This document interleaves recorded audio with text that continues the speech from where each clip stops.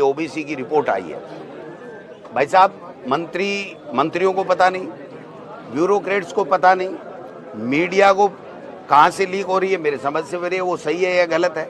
तो सरकार तो लीक देखी हमने, नीट पेपर लीक हमने देखे, और आज तो ओबीसी की रिपोर्ट ही लीक कर दी इन्होंने।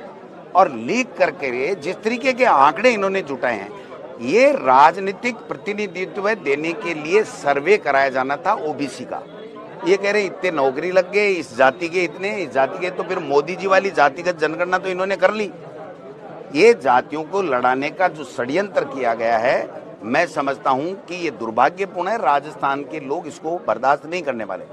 अगर ओबीसी, एससी, एसटी और ईडब्ल्यूएस, एमबीएस किसी के आरक्षण में भी, चाहे वो राजनीतिक नियुक्ति की बात हो, राजनीतिक चुनाव लड़ने की बात हो, चाहे नौकरियों की बात हो, अगर कोई भी छेड़छाड़ या साजिश की गई तो ईंट से ईंट बजा देंगे और इनको 2028 से पहले जाना पड़ेगा।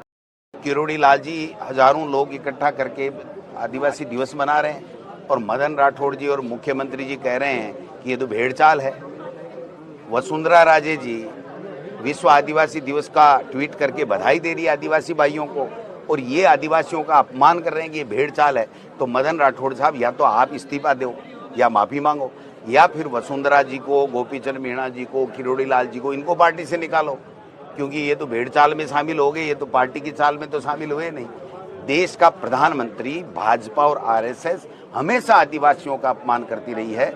मदन राठौड़ जी नहीं, बल्कि मदन दिलावर जी ने तो इनके डीएनए टेस्ट की मांग कर ली थी कि इनके डीएनए टेस्ट कराएंगे ये आदिवासी है कि नहीं। जिन राजस्थान के आदिवासियों ने 1900 ने देश की आज़ादी के लिए शहादत दी, वहाँ पर देश के प्रधानमंत्री मानगढ़ धाम आए थे और उन्होंने कहा था कि दोनों तीनों स्टेटों से बात करके और हम मानगढ़ धाम को राष्ट्रीय स्मारक बना करके उसका विकास करेंगे।